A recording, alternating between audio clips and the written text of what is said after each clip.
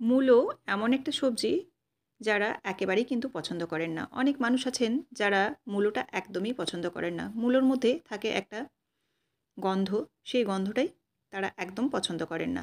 তো চলুন আজকে মূলো দিয়ে ডাল এই রেসিপিটি আপনাদের সাথে শেয়ার করব। নমস্কার বন্ধুরা, মিক্স ফিউশন সোমার পাকশালায় আপনাদের সব্বাইকে স্বাগত। এই মূলো দিয়ে ডাল বানালে কিন্তু মূলোর মধ্যে কোনো রকম গন্ধ থাকে না। তো আপনারা একবার হলেও কিন্তু বানিয়ে দেখতে পারেন। এর জন্য দেখুন আমি মূলোটা নিয়েছি। মূলোর কিন্তু আমি খোসাটা ছাড়াইনি, যেহেতু বেশ গোলাপি কালার আছে সেজন্য খোসা সহই মূলোটাকে পাতলা পাতলা করে কেটে নিয়েছি, দিয়ে পরিষ্কার করে ধুয়ে নিয়েছি। এদিকে মুসুর ডাল নিয়ে নিচ্ছে আমার পরিমাণ মতো, ছোটো কাপের 1 কাপের মতো পরিমাণে নিচ্ছি।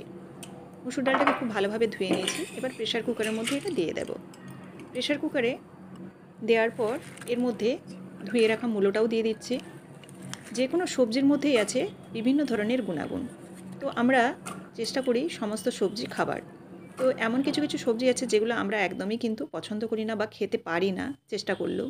তো এই মূলো সেরকমই একটি সবজি। তো মূলোটা এরকম ডালের মধ্যে দিয়ে খাবেন, তাতে যেমন পুষ্টিগুণটাও থাকবে, মূলোর গুণাগুণটাও কিন্তু থাকবে। এবার দেখুন দিয়ে দিচ্ছি এর মধ্যে পরিমাণ মতো লবণ, একটু জিরে গুঁড়ো, একটু ধনে গুঁড়ো, খুব সামান্য কিন্তু, খুব বেশি পরিমাণে নয় ধনে জিরে গুঁড়োটা। এবার দিয়ে দিলাম পরিমাণ মতো জল। জলের পরিমাণটা কিন্তু আপনারা ডালটা যেরকম পাতলা খাবেন বা যেরকম মোটা খাবেন সেরকম দেখে জলটা দেবেন। দিয়ে এবার প্রেশার কুকারে আমি বসিয়ে দিলাম গ্যাসের মধ্যে। এতে একটা সিটি পড়ার আগেই কিন্তু বন্ধ করে দেব। ডাল কিন্তু সবসময় একটু কম সেদ্ধ করলেই তার টেস্ট ভালো থাকে। খুব একটা ঘেঁটে গেলে কিন্তু ডালের টেস্ট খুব একটা ভালো থাকে না। ওদিকে ডাল কিন্তু সেদ্ধ হয়ে গেছে, আর এদিকে আমি দেখুন কড়াইয়ের মধ্যে সরষের তেল দিয়ে এর মধ্যে 5 ফোড়ন, তেজপাতা আর একটা শুকনো লঙ্কাকে একটু ফাটিয়ে দিয়েছি ঝালের জন্য। দিয়ে দিলাম ফোড়নটা ভাজা হলে কুচো পেঁয়াজ। কুচো পেঁয়াজ এখানে দিয়েছি মাঝারি সাইজের একটা, আর বড় হলে কিন্তু অর্ধেক দিতে পারেন। এবার পেঁয়াজটাকে একটু নেড়েচেড়ে কিন্তু হালকা করে ভেজে নিতে হবে। পেঁয়াজটা একটু হালকা করে ভাজা হওয়া পর্যন্ত নেড়েচেড়ে অপেক্ষা করব। এভাবে নেড়েচেড়ে যখন পেঁয়াজটা যখন হালকা একটু লাল রং ধরে যাবে তখন এর মধ্যে সেদ্ধ করে রাখা ডালটা দেব। এবার দেখুন পেঁয়াজটা কিন্তু ভাজা হয়ে গেছে। এবার সেদ্ধ করে রাখা ডালটা এখানে দিয়ে দিচ্ছি। ডালটা দিয়ে দেওয়ার পর এখানে আমি প্রেশার কুকারটা একটু ধুয়ে জল দিয়ে দিচ্ছি, কারণ এখানে দেখুন ডালটা খুব মোটা হয়েছে, এতটা মোটা বানাবো না, একটু পাতলা করব, সেজন্য জল দিয়ে দিলাম খুব হালকা মতো করে। তো জলটা আপনারা আপনাদের পরিমাণ মতো দেবেন, আগেও আমি বলেছি। এবার নাড়াচাড়া করে ফুটে যাওয়ার জন্য অপেক্ষা করব। খুবই সামান্য এখানে চিনি অ্যাড করছি।